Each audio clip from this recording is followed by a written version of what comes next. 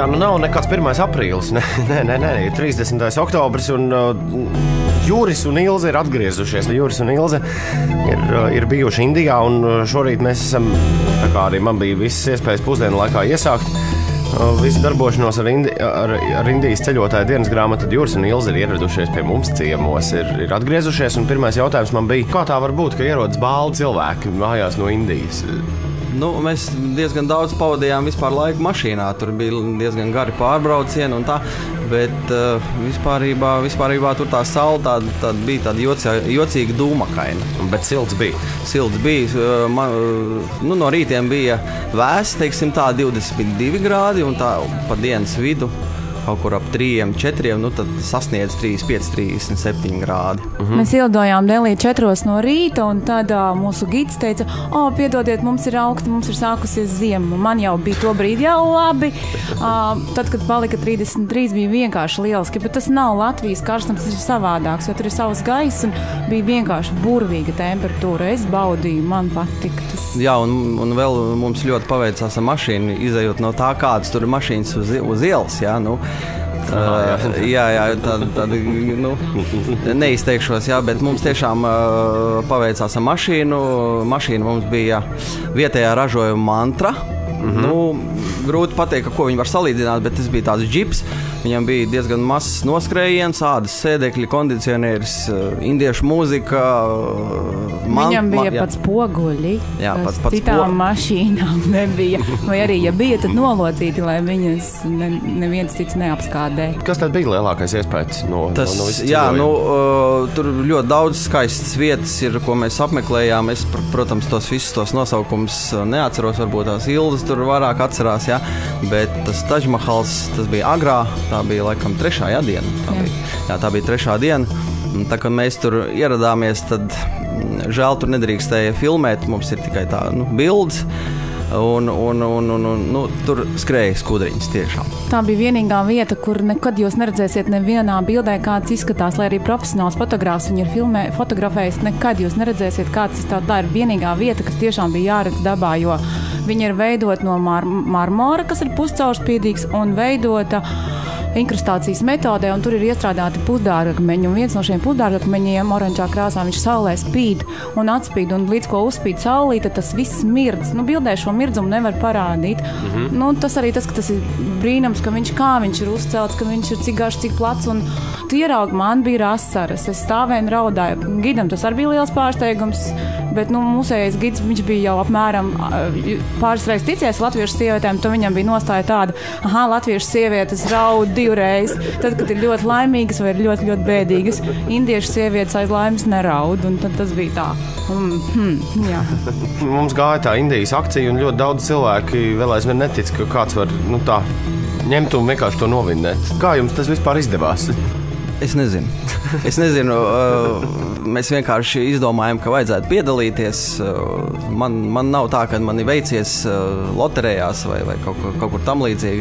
Bet vienkārši izdomājam, ka varbūt tas arī tas, kad ļoti gribējās uz turieni aizbraukt. Un kāpēc ne? Jā, Tātad spriežot arī no indiešu filozofijas, ja kaut ko ļoti gribas, tad tas kaut kad var arī sanākt. Tieši tā. Es domāju, ka man tas bija tāpēc, kad es tiku tajā vietā, kas saucās kaut kāds sports kārtējais ar brīnišķīgu mošeju pērli tādu, un tajā vietā varēja ievēlēties vēlēšanos. Jau adaptēts uz 3 vēlēšanās, man pietika ar 1.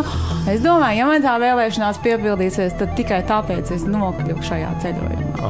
Ir jāredz arī kaut kas cits, ne tikai Delī noteikti, jo tas Delī bija pavisam cits. Likās, ka es atkal iemestu pavisam citā vietā. Tur tev neviens neskrēja klāt un nediedelēja naudu, negribēja nofotografēties ar tevi toties Agrā un Džaipūrā. Es esmu, liekas, nobildējusies ar kādiem 168 indiešiem, jo tas bija kaut kas, viņiem vajadzēja. Un tie bērni arī tā kā filmās seko līdzi? Vēl trakāk. Man vairāk par visiem šiem pilīm un cietokšņiem vairāk interesē tā viņu saskarsme, kā tas notiek. Piemēram, turceļā mēs iekāpjam daži turisti, viss ok, mūs aizved uz turieni atpakaļceļā, arī jābrauc ar šo busiņu. Ir jau pilns busiņš, bet nāk indiešu grupa. Viņi visi sakāpa tajā busā, milzīgi daudz, likās viss, vairs tur nav vietas. Viens saka, nē, pagaidiet, mēs vēl te 5 iekāpsim. Viņi iekāpi, sarūmējās, visi kārtībā. Un viens no tādiem trakākajiem piedzīvojumiem šajā Amberfortā, maziņš diedelējošs pusīts, protams, ir nenormāli žēl un gribās iedot naudu, bet tas, kā viņi to prasa, to naudu, tas ir vispār neiedomājami. Viņš stāvēja pie loga un kliedz visu laiku tādā balstiņā. Alā, alā, alā! Man tas, man liekas, kādas 3 dienas vēl ausīs skanēja, bet, ja tu iedod šo naudiņu, viņš prasīs vai nu vēl, vai pasauks vēl diedelētājs, jo šeit viens dod, un es dabūju, un tā vienkārši iedot, ar to nekas nebeidzās, ar to viss tikai sākās. Tā kā brīžiem jau mēs uzmanījāmies un neskatījāmies ne pa labi, ne pa kreisi, lai mums neapliktu bars apkārt. Bet viņi ir tādi, kad šoferis pajautāja ceļu blakus vienam citam indietim, man likās, ka viņi savā starpā lamājās, bet pēc tam es sapratu, ka viņš vienkārši pajautāja ceļu. Viņi vienkārši komunicējās un runājās. Tas vienkārši notiek. Jā, viņam tās emocijas izpausmes ir pavisam savādāks nekā Eiropējs. Un tad viņiem likās, ka mēs neko nesaprotam, mēs esam nobijušies kā tādi truši un viss. Bet vienreiz bija tā, ka mēs iznācām no kaut kāds 5 minūtes ātrāk no viesnīcas, un mūsu šoferis vēl nebija piebraucis, un Ilze saka, tu paliec te pie viesnīcas, es aiziešu tur 50 metru tālāk ūdeni nopirkt. Un tad tos 50 metrus, kamēr Ilze bija viena aizgājusi līdz tam ūdenim un atnākusi atpakaļ, viņa man stāstīja, ka viņai 3 reizes esot pateikts, cik viņai skaists kājas un cik viņa ir skaista un tā. Bet tad, kad sieviete ir kopā ar vīrieti, tad viņi lūr, viņi skatās, jā, bet... Otra dīvainība, ļoti daudz lūdza fotografēties ar viņiem kopā. Sievietes viņiem brīnišķīgas, krāsainas, ties arī ir brīnišķīgi, ļoti, ļoti skaisti. Un tā kā man arī bija milzīgs prieks ar viņu ģimenēm nofotografēties kopā un ir daudz skaistu bilžu. Bet viņi palūdza mani nofotografēties, es apstājos, mēs nofotografējamies. Tik līdz Juris to grib izdarīt, visas sievietes pazūd. Sievietes pazūd, viņš paliek tikai ar vīriešiem. Klāt atkal, tur tētis, brālis, tur jaunākais, vecākais, tad man. Tas laikam bija aiz Tadžmahala otrs tāds brīnišķīgākais piedzīvojums. Es gidam pajautāju, vai es varu redzēt skolu. Un kā izstās skola? Viņš tā kā saka, jā, ok. Iet dienas beigas, es jūtu, ka mums tūlīt jāķers, bet tā skola. Viņš saka, kas ir tas, ko tur grib redzēt? Varam sarunāt, kad parāda. Jā, ok, viņš ieveda mūs tajā skolā. Bērni aplipa apkārt. Skola nozīmē pļaviņā sēž viena klase, tālāk otra klase, kaut kur iekšā kaut kāda telpa ir, bet viņai tās nav telpas mūsu izpratnē. Tur nav durvis, nav logi, ir vienkārši sienas. Tā viņi sēž un mācās. Tad tie mazie mēs nofotografējāmies viņiem kopā, un ka viņiem parādīja bildes. Tā kā filmās, ka rāda, ka man neienāca prātā, ka tas ir jādara. Gids parādīja viņiem manā digitālajā fotoaparātā bildes, viņa aiz laimes kusa un prasīja, lai viņas vēl nobildē, lai viņš var pastīties, kā viņš izskatās. Tas bija tik mīļi, un tās meitenītes apmīļot, tevi samīļot. Tas bija tāds. Tas bija tiešām.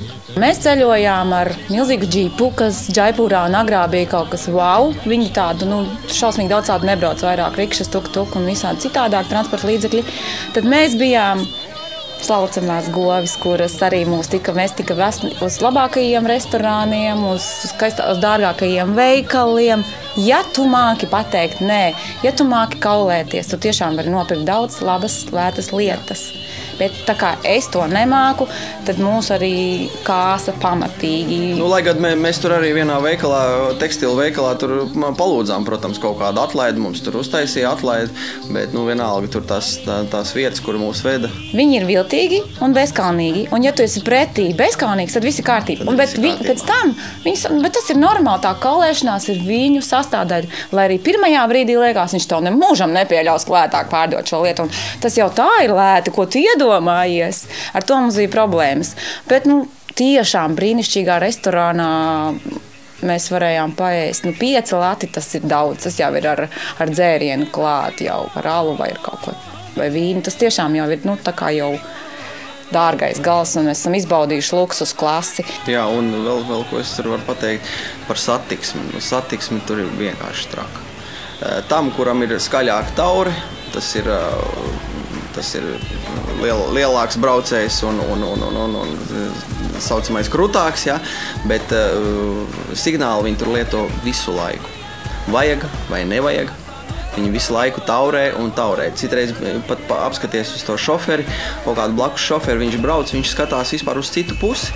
bet viņš automātā jau signalizē. Viņi kaut kā pamanās tajā visā bardakā izbraukt. Protams, tajā satiksmē piedalās arī kamieļi, ziloņi, mērkaķīti, un viņam vajag pāršķiet to ceļu. Viņš arī skries tajā vietā. Mums tajās 5 dienās, ko mēs bijām uz vietas, bija ļoti daudz informācijas. Gan vizuālās informācijas, gan visas pārējās. Un uz 5. dienu tu jau jūties tāds tā kā noguris, ja? Kad tu esi visu tik daudz redzējis, ka tu vairs nesaproti, kas notiek, ja? Kad tu emocionāli esi noguris. Ja? To nevar izstāstīt. Es pēc tam skatos šobrīd tās bildes, viņas ir sterilas. Patiesībā tur tā vide nav tāda, tur ir to nevar izstāstīt, kā tas tur ir. Mēs pat jaunajā Dēlī redzējām, kā sieviete ietarpusies sarī. Laikam oranžs viņš bija strādā ceļa darbus. Viņai rokā ir tas lauznis, jā, un viņa kaļ. 5 dienās mēs esam izbaudījuši tik daudz, ka ir jāsaliek tas viss galvā ļoti. Jā, vēl šodien, cik ir pāris dienas ir pagājušas, kad mēs esam jau Rīgā, un vēl tā lēnā garā tikai tu sāc attiet tur, paskaties kaut kādu video, pasties tās bildes, un tad tu sāc saprast, kur te esi bijis.